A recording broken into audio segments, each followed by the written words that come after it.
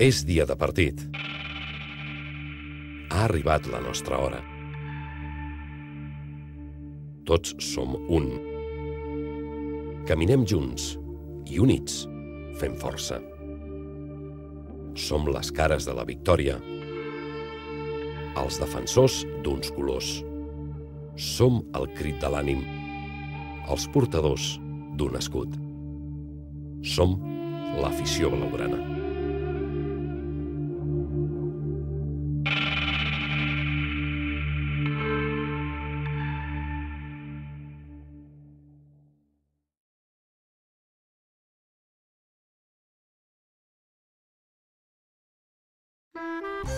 L'origen del fenomen barcelonista genera durant la segona dècada del segle XX. Després d'uns inicis on el seguiment del futbol era cosa de quatre burgesos, a poc la pràctica del futbol es va anar estenent entre les classes populars. Alhora, el Futbol Club Barcelona estava construint les bases d'un equip de somni.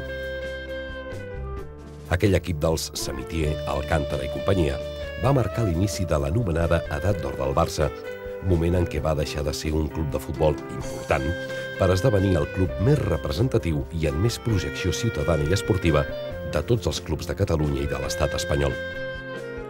Els èxits d'aquell equip i la mitificació de molts dels seus jugadors acabarien donant lloc al fenomen del barcelonisme de masses.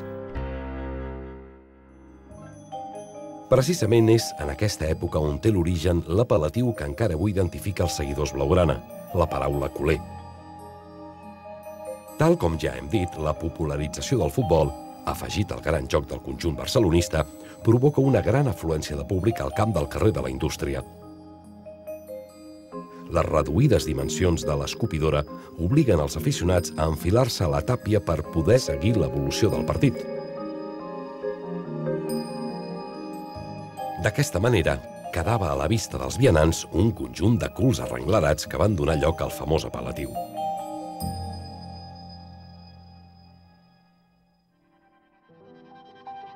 El dia de partit és el gran moment de la setmana. El futbol es converteix en un ritual en què participen milions de persones. Amb una periodicitat setmanal, els aficionats es reuneixen a la recerca de la seva dosi d'emoció i entusiasme col·lectiu. El futbol es converteix, d'aquesta manera, en un espai cohesionador del grup, que genera un sentiment de comunitat entre els aficionats d'un mateix club. El futbol ofereix una vàlvula d'escapament per les rígides exigències de la vida quotidiana. El que primordialment busquem és l'oportunitat de sentir emocions, sensacions que en el procés de civilització s'han anat perdent a canvi de seguretat.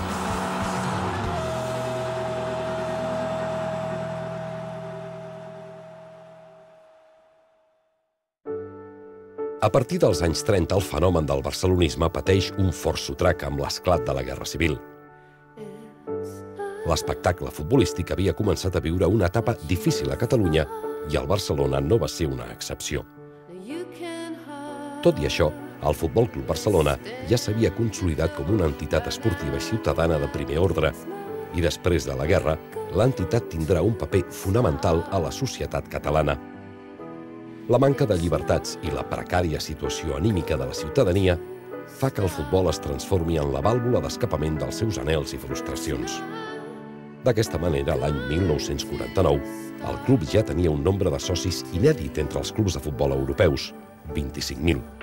La dècada dels 50 consolidaria aquesta tendència gràcies al bon joc d'un equip liderat per Kubala i, sobretot, pel significat que té l'entitat en un moment de silenci ideològic.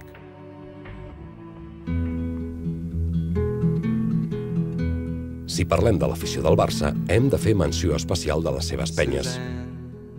Aquest fenomen va néixer a principis dels anys 50 com a organitzacions vinculades a la seva localitat de caràcter esportiu, però també cívic i cultural. D'altra banda, també ajuden a fomentar la germanor entre els seus socis i simpatitzants, mitjançant les diferents activitats que duen a terme al llarg de l'any. Les penyes són una part molt important del barcelonisme per projectar el sentiment i la història del club arreu del món. És en aquestes on rau la força del barcelonisme fins al punt que es mostren com un dels trets distintius del Futbol Club Barcelona. You can trust her, for she's touched your perfect body with her mind.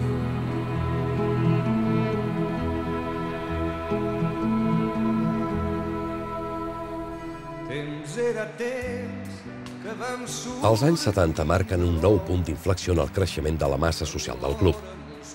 Entre el 1973 i el 1975, la llau de nous socis va ser espectacular, amb més de 11.000 carnets nous en menys de 2 anys.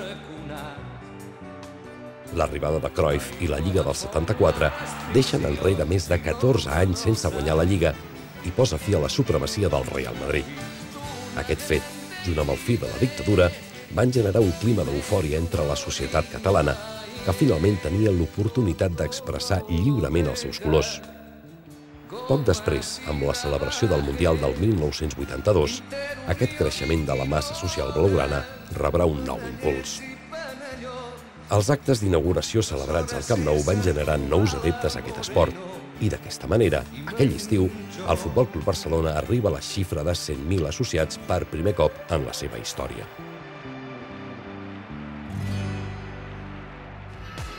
Per què som culers, home? Primer perquè ja això ve de generacions, suposo, i no només això, sinó que es porta la sang. Som socis, sempre el meu pare m'ha portat al Camp Nou i el meu avi també. La meva besàvia anava al Camp Nou, la meva àvia anava al Camp Nou, la meva mare anava al Camp Nou també, o sigui, m'ha tocat. És una mica, diguem, com m'han educat a casa també, tots eren culers. Tota la vida al poble s'ha sigut del Barça, la gran majoria de la gent és del Barça, a casa meva també ho he viscut des de sempre. I què collons, és el millor club del món, no? Per tant, motiu més per ser del Barça.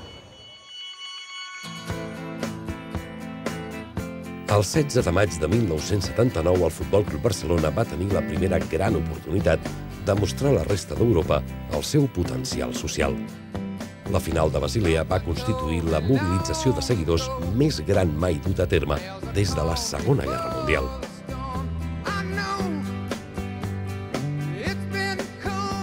30.000 barcelonistes van ocupar el Sant Jacobs Stadium per mostrar al món sencer que amb una afició així era impossible perdre un títol. Autocars, trens i cotxes particulars van ser els encarregats de traslladar a Basilea tota la il·lusió, el barcelonisme, l'ànim i la catalanitat d'un club amb 80 anys d'història.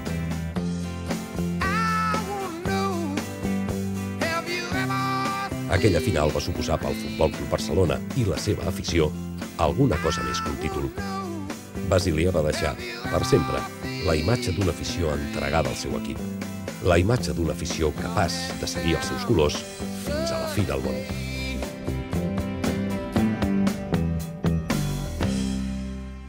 Doncs l'afició culer jo crec que és de les pitjors que ens podem trobar a Lliga Espanyola i Europea, bàsicament perquè és una afició patidora. Patidora i exigent. Potser sí, els més grans sí que són més patidors, són molt exigents. Crec que una mica l'afició culer sempre ha estat una mica derrotista. Fiel y que apoyen el equipo hasta la muerte. Abans que res, som patidors perquè sempre tenim un ull mirant, ara s'està canviant una mica, però sempre he tingut l'ull mirant a Madrid a veure què fan. Exigent perquè sempre hi ha d'haver algun culpable. A la mínima que hi ha alguna cagada, algun jugador se senten algun xiulet a vegades, però massa exigent, jo crec. També crec que cal destacar de l'afició culer doncs, el seu esperit, i ser culer va més enllà de creure en un club, sempre ha estat i sempre serà també un aspecte nacional, és a dir, un sentiment, també. L'afició del Barça viu el futbol com un intens drama. No és ni una festa ni un simple espectacle, com ho seria en altres cultures del futbol. El patiment és una de les seves característiques més pròpies, perquè quan la identitat està en joc, queda poc espai per la broma. És una afició fatalista i amb una mentalitat perdedora. Per protegir-se sempre està pensant «ai, que ens la fotran». De fet, qualsevol excusa és bona per ensorrar-se. El seguidor del Barça és únic quan surt de viatge, però silenciós al Camp Nou. Li costa molt gaudir per gaudir, però sap apreciar el bon futbol i, per sobre de tot, sent un amor incondicional pels seus colors.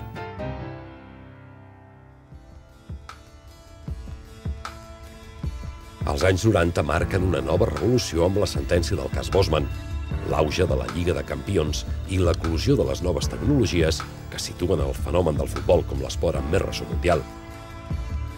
Els jugadors es converteixen en icones mediàtiques i els clubs en marques globals que van més enllà de les pròpies fronteres. En el cas del Futbol Club Barcelona, tots aquests factors, sumats als èxits de les dues darreres dècades, s'han traduït en un augment espectacular de la massa social blaugrana. Fruit d'aquesta transformació, la imatge d'un africà o d'un asiàtic vestint la samarreta del Barça ens és totalment familiar. Resultaria del tot impossible quantificar el nombre de seguidors del Club Blaugrana no només a casa nostra, sinó també a la resta del món.